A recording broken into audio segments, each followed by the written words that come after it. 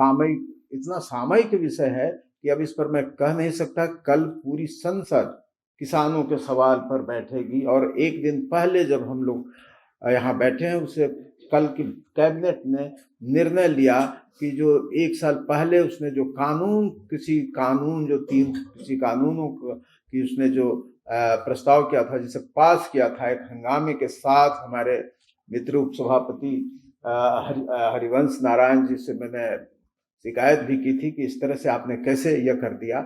लेकिन वह जिस तरह से किया गया था, बिल्कुल आक्रामक और उसे कहें कि एक हिंसक तरीके से इसको संसद ने पास कर दिया था।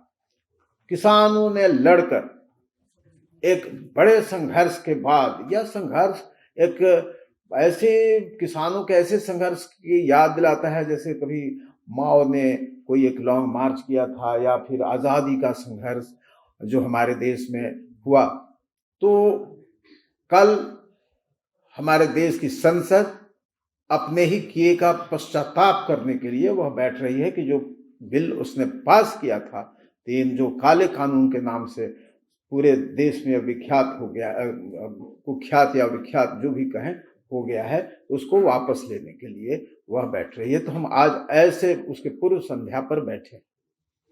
आज एक रूप में और महान दिन है, यह 28 नवंबर किसानों के सबसे बड़े नेता और विचारक ज्योतिबा फुले की पुण्यतिथि, जिसने पिछली सदी में हमारे राष्ट्रीय विमर्श में किसानों को शामिल करने की कोशिश की थी, जबकि किसान कहीं नहीं थे। किसानों का कोड़ा उनकी एक किताब है, और 19वीं सदी में वह जब हम राष्ट्र की तलाश कर रहे थे, स्वाधीनता की तो तलाश अभी बाकी थी, अभी बाद में जाकर के हुई, लेकिन हम राष्ट्र की तलाश में हमारे सारे लोग, हमारे जो सामाजिक दार्शनिक थे पूरे हिंदुस्तान के, वो जब लगे हुए थे, तो वह किसानों को उसमें शामिल, उस राष्ट्र में किसानों को शामिल करने की बात कर रहे थे। आज उनकी पुण्यतिथि है, इसलिए उन्हें भी मैं इस मंच से नमन करना चाहता हूं कि यह अत्यंत ही एक महत्वपूर्ण दिन है। यह किसानों की जीत का दिन होगा। एक दिन पहले कैबिनेट ने अपने पास किए हुए कानूनों को वापस लेने की घोषणा की, और कल उस पर मुहर लगेगी। इसलिए किसानों ने संघर्ष करके यह बतलाया कि हमारी ताकत क्या है। अभी अटल जी बता रहे थे 60 से करीब 68 या 70% लोग किसानी पर निर्भर कर रहे हैं। मैं उस पर आऊंगा थोड़े समय के बाद।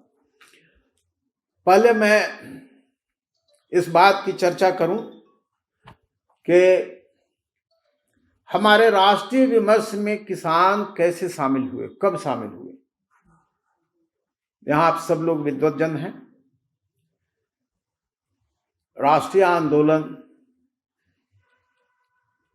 में कांग्रेस का जन्म से आप सब लोग परिचित हैं, हमको कुछ परिचित कराने की आवश्यकता नहीं है। 1885 में किस वातावरण में, कैसे लोगों के द्वारा कांग्रेस गठित हुई थी।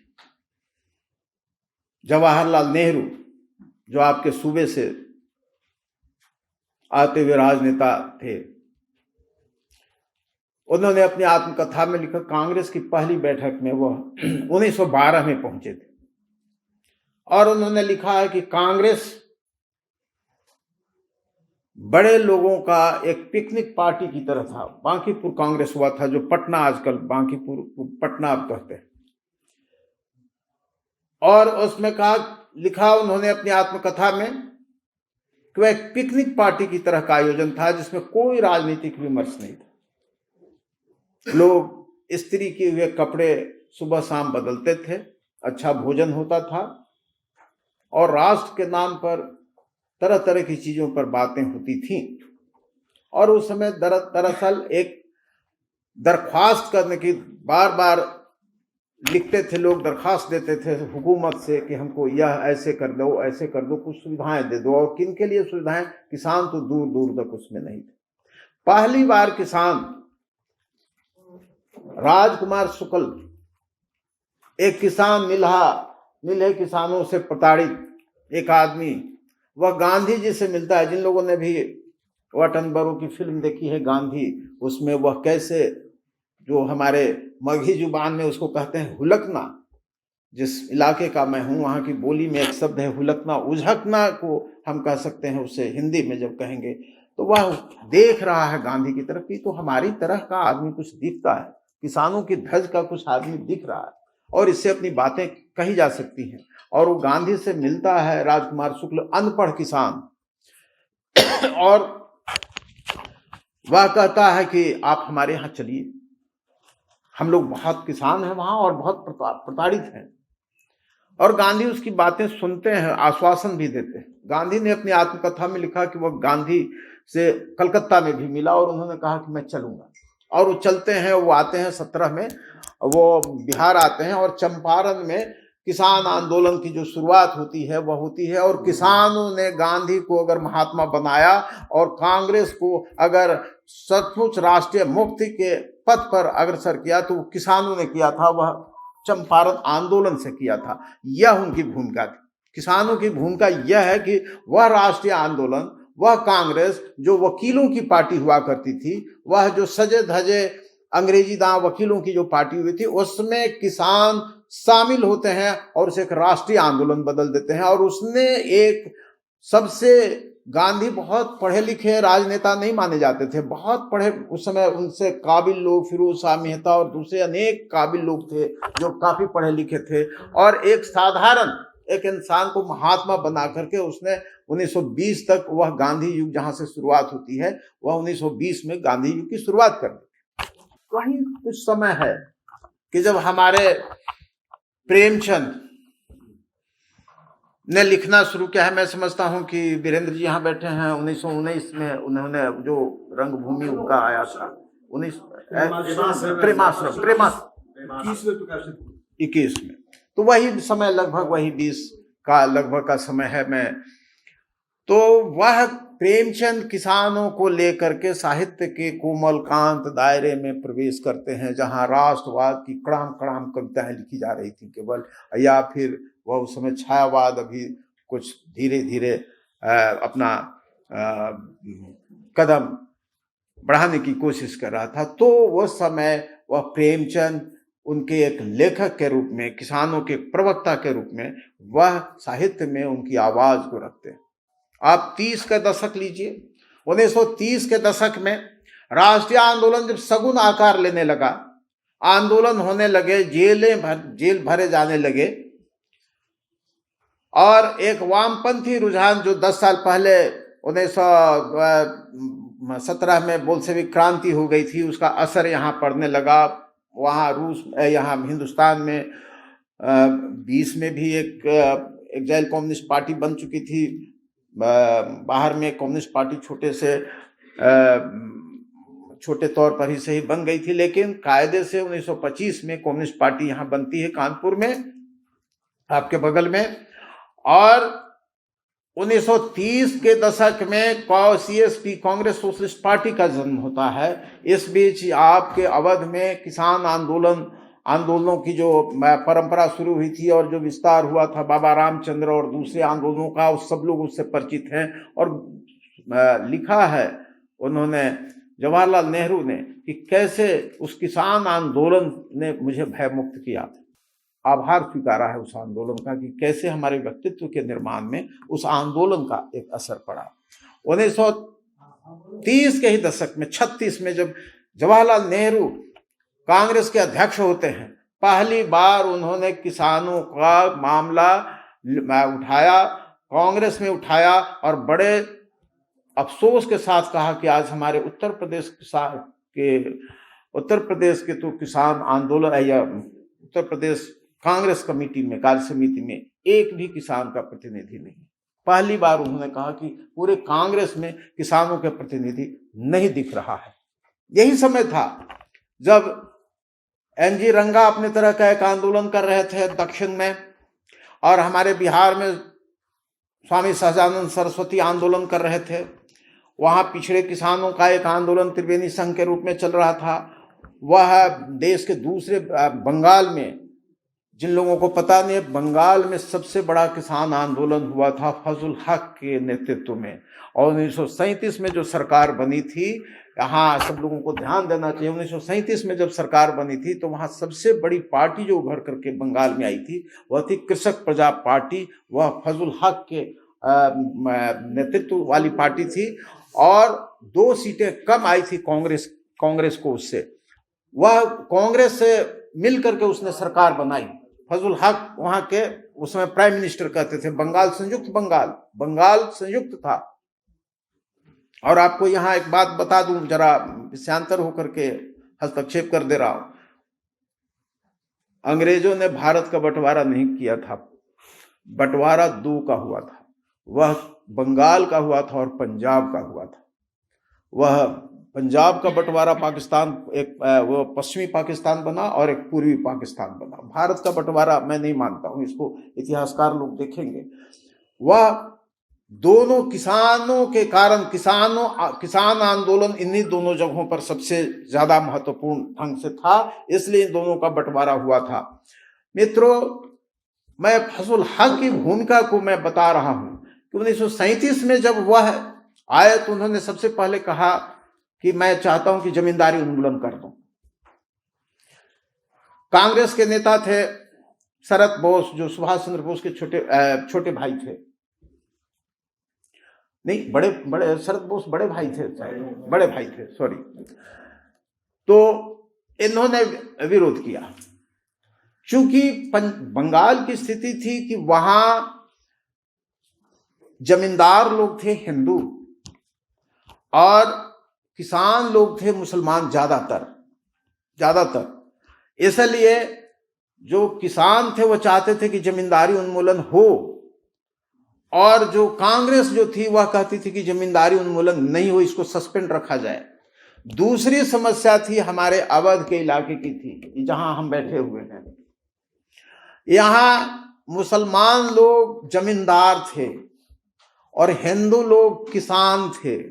यहां मुस्लिम लीग विरोध करती थी कि किसी भी तरह जमींदारी उन्मूलन नहीं हो, और कांग्रेस कहती थी कि जमींदारी उन्मूलन हो। यह देश का ऐसा पेचोखम था, ऐसी गुत्थी थी राजनीति की, कि आज तक इसको लोगों ने इस पर ध्यान नहीं दिया है कि वहां मुस्लिम बहुल इलाका वह जमींदारी उन्मूलन के पक्ष में था और यहाँ के मुस्लिम जमींदारी उन्मूलन के विरोध में थे। और क्यों थे, यह इसका वर्गीय कारण है, वो ज्यादा वीरेंद्र जी इस पर बताएंगे।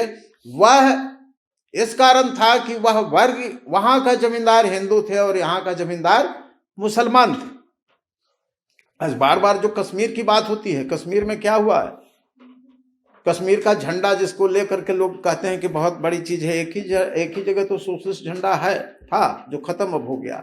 वहां का झंडा लाल था और उसमें 3 निशान थे। 3 निशान किसके हैं? चूंकि 5 भागों में कश्मीर था, 3 जम्मू कश्मीर और लद्दाख का प्रतीक है, 2 तो गिलगिट और एक और वहां चला गया आजाद कश्मीर में, जिसको पीओके कहते हैं, उसमें पाकिस्तान अधिकृत कश्मीर में चला गया है। 3 निशान हैं वहां, 3 लाइनें हैं, और उसके साथ क्या है, उसमें एक हल का निशान है। इस पर किसी ने ध्यान नहीं दिया। और शेख अब्दुल्ला ने क्या किया था, जैसे ही उनके हाथ में सत्ता आई थी, बिना मुआवजा के उन्होंने जमींदारी खत्म कर दी थी, और पंडित लोग इसका विरोध करते थे। और वह लड़ाई आज यहाँ है 53 में जाकर के एक बड़े दबाव के बाद शेख अब्दुल्ला को गिरफ्तार किया गया, और बड़े अफसोस के साथ नेहरू को गिरफ्तार करना पड़ा, जो उनके मित्र भी थे और सहकर्मी भी थे। और पूरा समाजवादी आंदोलन जो था, आप देखिएगा कि 70 के दशक के बाद फिर वह जयप्रकाश नारायण के हस्तक्षेप के बाद वह उनको मुक्त किया गया था। ये सब इतनी कहानियां हैं, इतने विवरण हैं कि इस पर इतिहास भी बहुत चुप है। किसानों के मामले में इतिहास कुछ बिल्कुल चुप है। अब यह कहानी कहने में इसीलिए मैंने मित्रों कहा कि यह दिन भर का समय भी शायद कम पड़ेगा। यह एक झांकी मैंने दे दी कि किस तरह से किसान हमारे सियासत में, हमारी राजनीति में उन्होंने अपने कदम रखा। और 42 के आंदोलन की बात यहाँ के आंदोलन पर मेरी कोई विशेषज्ञता नहीं है, आपके इलाके में क्या हुआ, लेकिन मैं अपने बिहार के बारे में कह सकता हूं कि 42 के आंदोलन का एक ही नारा था जो हम लोगों ने सुना है। हमारा जन्म तो था नहीं उस समय, पढ़ा है, सुना है लोगों से, और वह नारा था क्या? अंग्रेजी राज का नाश हो, किसान राज कायम हो, जमींदार राज नाश हो। जमींदार राज का नाश होना और किसान राज का कायम होना उनकी मांग थी। वह उपनिवेशवाद वह दो स्तरों पर था, अंग्रेजों के स्तर पर था और जमींदारों के स्तर पर था। वह जमींदारों से ज्यादा त्रस्त थे और वह बार बार यह देख रहे थे कि जमींदारी उन्मूलन के लिए किसानों में जोर ज्यादा था। अंग्रेजी उन्मूलन, ऐसा नहीं कि अंग्रेजों के कोई परस्त थे, लेकिन उन्हें तो सीधे जो दिखता था वह अंग्रेज नहीं दिखते थे, वह जमींदार दिखते थे, इसलिए जमींदारी उन्मूलन पर उनका जोर ज्यादा था। और यह कमोबेशी हमारे बिहार की बात नहीं थी, बिहार की बात मैं जान रहा हूं इसलिए कर रहा हूं, लगभग पूरे देश की बात थी। पंजाब में भी यही स्थिति थी, आपको बंगाल की स्थिति का मैंने थोड़ा सा हवाला दिया, दक्षिण के इलाकों में भी वही स्थिति थी। वहां आप तेलंगाना के आंदोलन को देखिए, उसका अध्ययन कीजिए, सब जगह से यही खबरें आएंगी। हमारे साहित्य पर कब आया? हिंदी में के बीच, हिंदी की बात हम कर रहे हैं, 30 के दशक में किसान हमारे साहित्य में भी जिस स्थिति में थे उस स्थिति में नंग धड़ंग अपनी पूरी फटेहाली और पूरी बेबसी को लिए हुए वो शामिल हो जाते हैं। जैसे उन्होंने राजनीति में प्रवेश कर लिया, बस राजनीति कई जगह उसे विरूप होती लोगों को दिखी। अनेक लोगों ने अलग कर लिया उस राजनीति, अपने को उस राजनीति से। गांधी उनके लिए कई लोगों को बकवास लगने लगे, कांग्रेस अजीब तरह से दिखने लगी, कई लोगों ने अपने को अलग किया था। लेकिन साहित्य में भी स्थिति उससे अलग नहीं थी। प्रेमचंद ने अपने तरीके से जो किया उस पर सब लोग जानते हैं।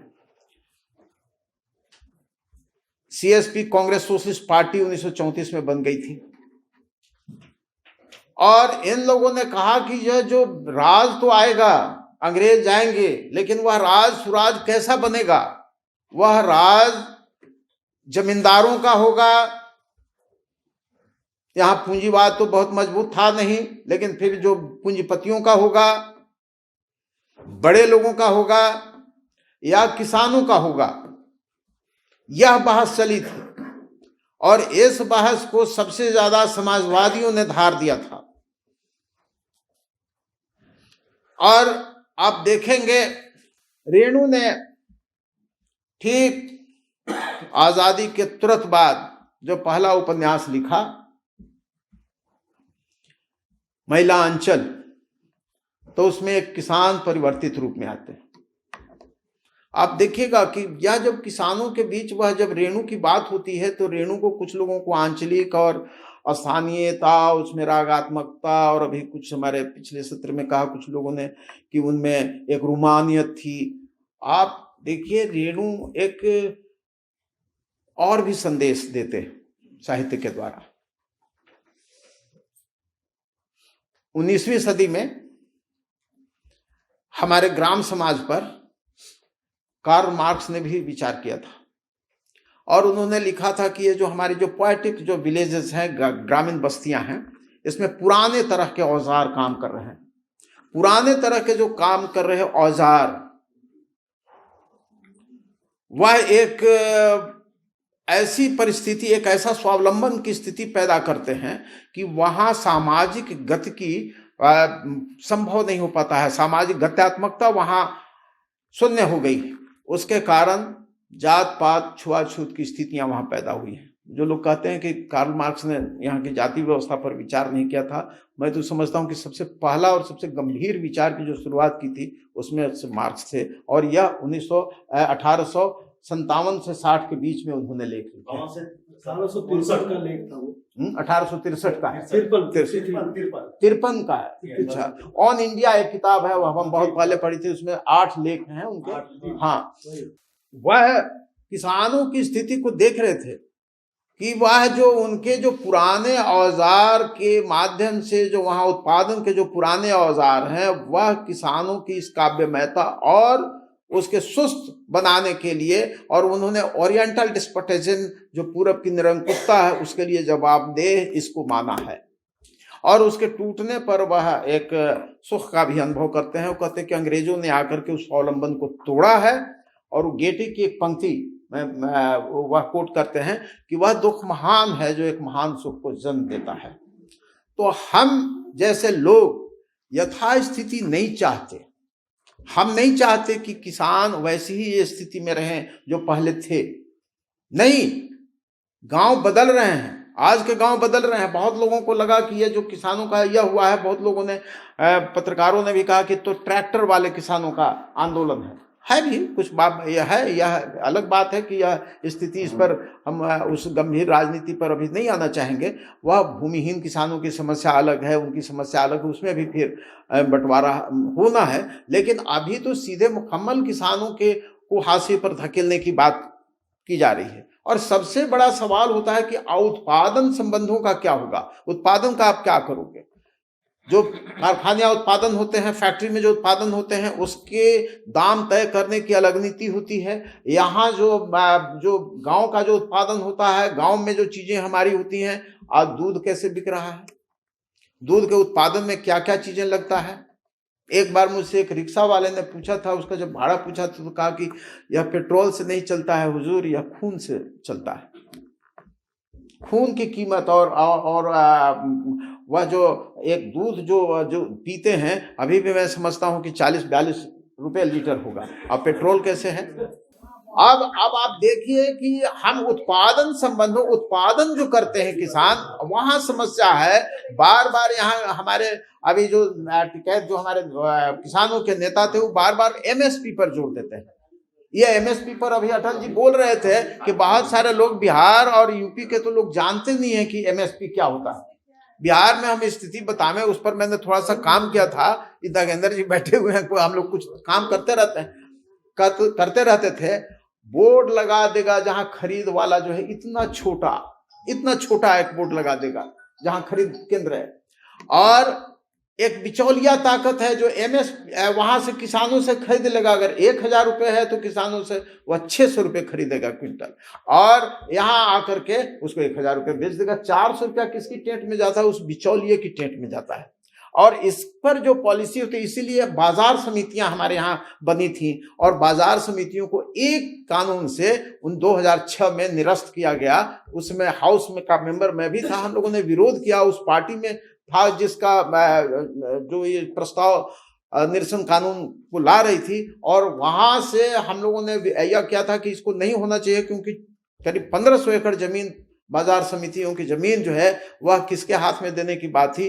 तो जैसे ही निरसन कानून खत्म हुआ, वो तो तालियों की गड़गड़ाहट से खत्म हो जाता है। एक कोई आदमी विरोध का क्या मतलब रहेगा। लेकिन अगले महीने देखा कि एक विशेष विमान से नीता अंबानी आती है हमारे मुख्यमंत्री से मिलने, एक बड़ा गुलदस्ता। उसके बाद, और गुलदस्ता मिलने के कुछ ही देर बाद मैं वहां पहुंचा, तो मैंने उनको तो नहीं देखा, गुलदस्ते को देखा और नीता अंबानी का नाम सुना कि वो आई थी।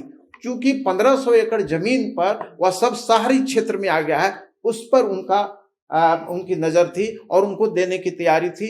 अब इस तरह के छोटे एक उदाहरण मैं दे रहा हूं, इस तरह हर जगह सवाल हो रहा है और किसानों की नजर इस पर अब जा रही है।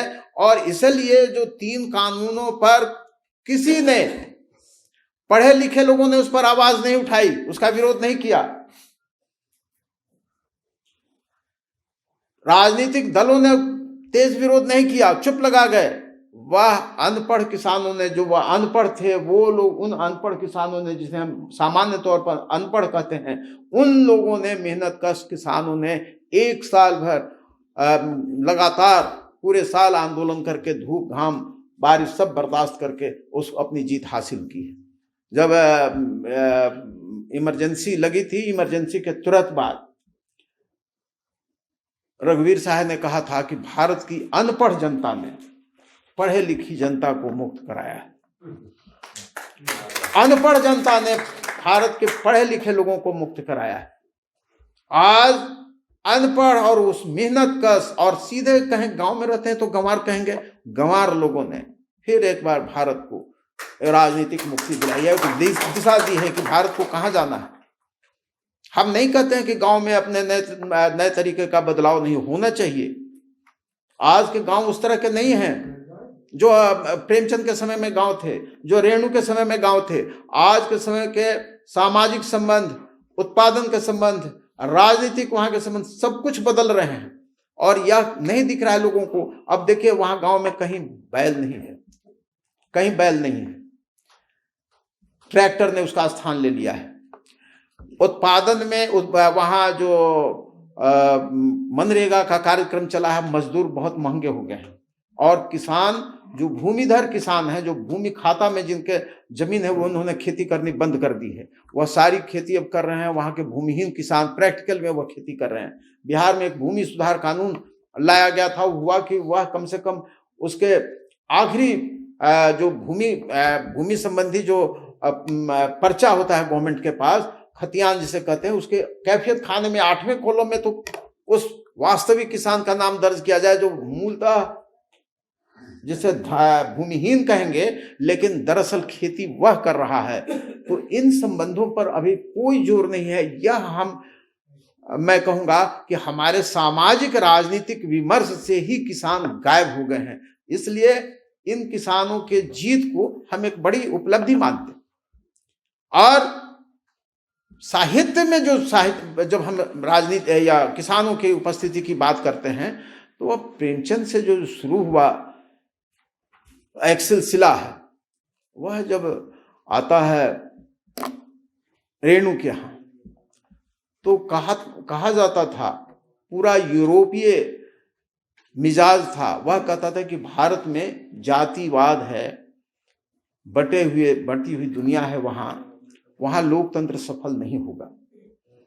प्रेमचंद या रेणु ने यह बतलाया अपने साहित्य के द्वारा कि देखिए गांव में भी राजनीतिक सक्रियता किस तरह से हो रही है, लोकतंत्र के साथ गांव कैसे, वो मेरीगंज गांव है उसका, और फिर दूसरा उपन्यास जो उनका है परती परिकथा, दोनों में राजनीतिक सक्रियता दिखती है, और गांव में पूरी राजनीतिक सक्रियता है।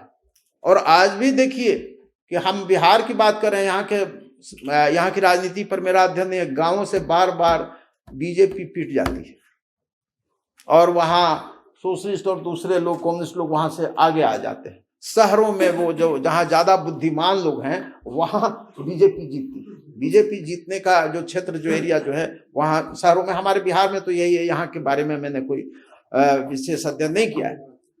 अब हम आज देखें कि हमारे साहित्य में कहाँ चले गए किसान या गांव ही, वह इसलिए गायब हो गए हैं कि हमारे लेखकों ने शायद बड़ी चीज, जो हमारे हिंदी के लेखक भी उसमें हैं, शायद उन्हें बड़े विमर्श की तलाश थी। वह पूरे पता नहीं किस ग्लोबल एक दुनिया में वह आना चाहते थे कि हम महामुक्ति की तलाश में वह लगे हुए थे। उन्हें गांव छोटी इकाई दिखने लगी, और वहाँ किसान तो दिखते ही नहीं थे। वहाँ के जो संबंध हैं वह उन पर उनकी कोई नजर नहीं। आज भी गांव में समस्या है, आज भी वहाँ साहित्य है, आज भी वहाँ सक्रियताएं हो रही हैं, आज भी वहाँ पंचलाइट के दृश्य उभर रहे हैं, आज भी वहाँ रसप्रिया के दृश्य उभर रहे हैं। हम लेखक वहाँ, आज कोई रेणु नहीं है। रेणु गांव में, एक पटना में जरूर रहते थे, एक पैर उनका गांव में रहता था। मैंने प्रेमचंद का गांव देखा है, वह घर भी उनका देखा है। वह बनारस में भी रहते थे, और वह अपने गांव लम्ही में भी जाते रहते थे, अक्सर जाते रहते थे। हम लेखकों ने गांव से अपने को काट लिया है, और हम ज्यादा आधुनिक बनने के चक्कर में अपने गांव को हमने छोड़ दिया है। हम यह नहीं कहते कि वह गांव उसी रूप में हमको स्वीकार है जिस रूप में है, नहीं। हम उसको देखें, विमर्श करें। वहां साहित्य का बीज जब उन्हें लाएंगे, तब उन्हें हम सोचेंगे कि गांव को किस दिशा में जाना है। भालचंद नेमाड़े का उपन्यास एक हिंदू में पढ़ रहा था, वह किसानों की एक कथा है, जिसमें सबसे आखिर में वह उसका बेटा कहता है, वह जो किसान है, नाम मैं भूल रहा हूँ, हाँ मैं ध्यान है, बोलने की कुछ बीमारी भी है तो समय लग जाता है। तो वह कहता है, बेटा चिट्ठी लिखता है अपने पिता को कि बापू उस जगह फ्लैट लो, उस शहर में जो एयर कनेक्शन पर, एयर रूट पर जो हो, सड़क वाले रूट पर मैं तो आने से रहा, और ये जो 10-20 बीघे जमीन में जो तुम अपनी ऊर्जा खत्म कर रहे हो, हमारे 2 महीने की तनख्वाह बराबर भी तो नहीं है, उसको हटाओ वहां से।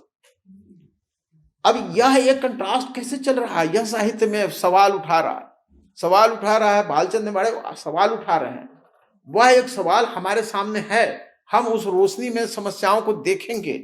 हम कोई गांव की वकालत नहीं कर रहे हैं, वहां विकास की गति को रोकने के पक्षधर भी नहीं है।